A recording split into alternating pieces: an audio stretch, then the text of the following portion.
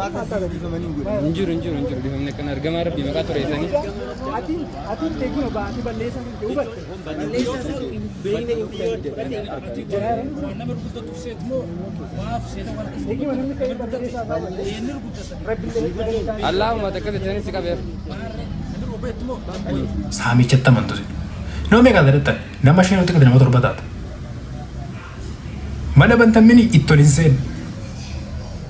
Ergani sera antoota marka desera argani galee booda itti borosha kadoo keessa itti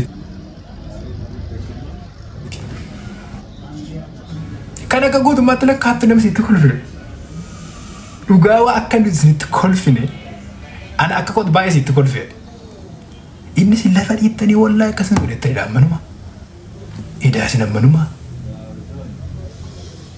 inni si wallaa tokko ko si gaatan ammanuma jedha tuutaa yaa'u ijoollee akka gonda akka miti namni tokko guyyaa tokko qofaas ta'e hin beeku. Dura tokko fa'aa keessaan tokko qofaate nama tokko saddeetti bilbilatu qofaan dhufan. Amma ergitanii wara irraa siqa. Dargutee deebi'a. Iddoo isaan maxxansan irra. Ergitanii akka nuti isinitti kolfine faarummaa keessan akka nuti isinitti kolfine dabummaa keessan takka isinitti kolfine hin beeku. Isa kan achi geessitanii buloo gadi xinaxxanii buskutii godhan nutti as baaftanii isinii baadhiisu garuu hafe. Buskutii beektu gosa finfinnee gaafa guran karaa dhaabbatanii guggubataasaa shambuusaa maattan maqaasa lab gootanii siree keessanii kee dhiluu kanamaa gidduun isin laara isin viidiyoo hojjettaniif. Salaamu alaikum. Hinga damma ijoolleen viidiyoo tokko laalee kolfamte asoomoo hin jalaan argee isin dhaabbattanii keetan viidiyoo hojjettan immoo isin laalee. Salaamu harka keessanii bulluqaan gubdanitti fiddan isa kaan yaa isinii bulluqsanii qunciiftanii nutti fiddan abdulli toshana godhe ummati salaamu alaikum wa rahmatullahi wa barakaatu obboleessa koo birraa dhaabadha ummati musliimaan dhaabadha salaamu alaikum wa rahmatullahi wa barakaatu obboloonni koo musliimaa birraa dhaabadha achi shaa guyyaa sadii godhan ishee immoo qabanii warratti amma asirraa halaaktu kun teessirra leenca keenya itti guurtu kun warra isaan leenca keenya jedhan torban tokko wadamu sagalee xaafii nurraa hidhamanii keeniyaa keessatti aga'uuf jirtu eeggadhaa. Keeniyaa keessatti nurraa hidhamanii jiru nuu qabaa. Keeniyaa keessatti nuu qabama hin qabamanii arguuf jirtu. Eenyummaa isaanii beekame bakki isaan jiraatan hundi isaa bira ga'ame. Amma sirraa utaalu malee torban tokko wadamu mallakkoo gannaqu. Kan miloonni dubbachiise eenyu isaani yoo namni islaamummaa irraa amane kan jedha dhufe haadha kee godhinu isaani yoo namni islaamummaa irraa amane kan olii gastee seene ati duruu akkas ilma maalii siin jedhu sin ajjeesa isaan lafaa ka'anii sin ajjeesa namaan jedhu ijoollee musliimaan lafaa kan namni islaamummaa irraa amane sin ajjeesa siin jedhu namni miira qaba miira keessa galee dhaqe maal kee ajjeesi nabiyyi kee takkasii jedha wallaahi wal guuranii ta'anii boqotti ka'u iyyuutti ka'u amma dheen gad argitan kan dubbachiise isaanii mucaa qophiin godha kan mucaa dubbachiise isaanii kan isa akka inni dubbatu godhe isaanii kanarra moo bu'aa jiru isaanii inni jisu tokkitti dubbate viidiyoo sadii qaaf hin caalti jiru daqiiqaa afur sadii caaltu isaan garuu miidiyaa kanarra kan jiru kan afaan oromoo dubbatu musliim afaan oromoo dubbatu miidiyaa kanarra kan jiru peer 80 boyyoo jennan sobe fidaa gayaa biyyaa rabbii danda'a sallallahu alaihi wasallam fidaa kayaa ummi yaa rasuulallah inni biyya sokkitti dubbate sokki daqiiqaa afur kan hin jaalle isaan asanii taa'u taa'ee bu'a wallaahi nabiyyi keenya arrabsi isin peer 80 boyyee galgala deengaddaa dhattanii kosh manatti gootan irratti kan bari'an kosh manatti gootan isa yoo 7 taatanii smart boy million smart to be honest akkamitti smart dhaan jedha viidiyoo tokkitti hojjete dhiiraa dhalaa keessa walitti yisiise darasaa ishee keessa walitti yisiise yoo isin naxxan immoo iyyee nama dirmachiifate smart boy qabeenya keessa isin dhabsiise har'a jala durii akka keessatti gastii keessatti birriitti guurtu birichi kan eenyutu miliyoona harkaa fuudha gaafa hidhaadhaa ba'u sitti mugudi gaafa hidhaadhaa ba'u ijoollee tokko irraa fuudha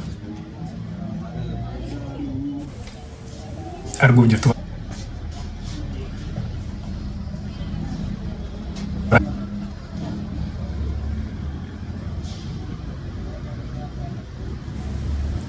Amma tu jaboo taatanii tokkoon namatti hidhattu. Tu dhuguma dhiira taatanii. Tuutaan deemtu erga harka seeraa jala galeeti. Waraabatti gaa rukutte gaa puu jabdu.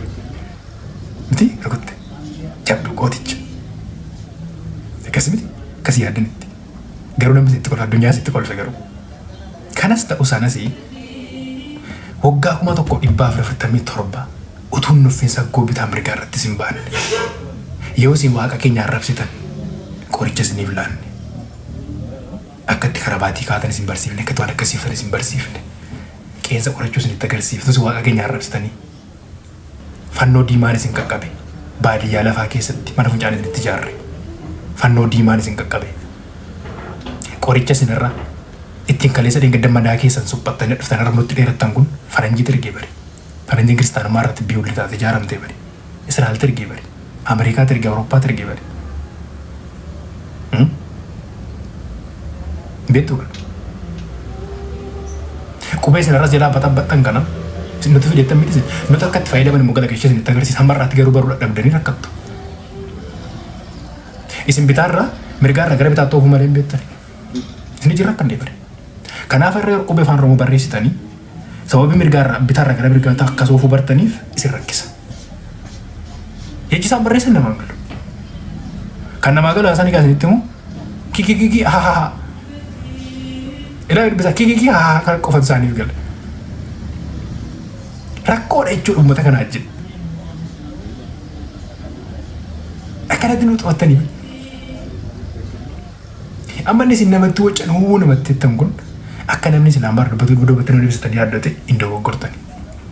Otoo ta'e isinitti nama kolfisiise. Nama isinitti kolfe. Ragaa ofitti baatan.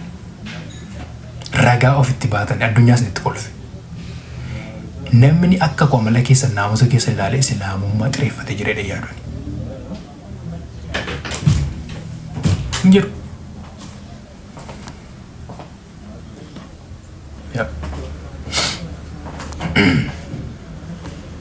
Hin jiru. Abdallaa fan barbaada. Abdallaa Lata welcome John Seenaa sagantaa keenyatti dabarra. Koppiling godha. So amma obboleessa keenya miliyooniin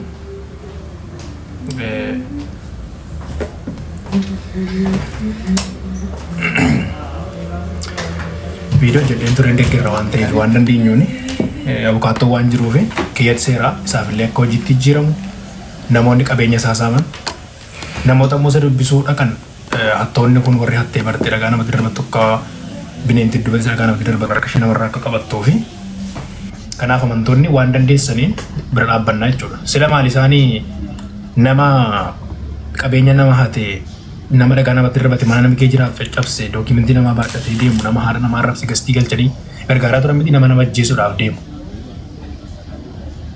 Amantoonnoo immoo abukaatoon nama kanaaf dhaabbate puushte hojii isaa akka hojjetu maaliif hin hojjennu? Isaan gastii irratti paabliikii ba'anii miti nama qabeenya namaa saameen leenca kasaan jechaa turan. Hattoota hattummaatti kasaan jajjabeessaa turan gastii irratti mini awwaleetti isheen godhaa dhufe yaduuf mana banee jiraate awwaleedhaan si waamaa jiru jedha. Kanaaf sirriitti qophiliin haa godhamu so hin gargaarraa jechuudha wanti dhufu hin jiru buleessa keenya waan ta'eef hin gargaarra. So kanaaf iyyuu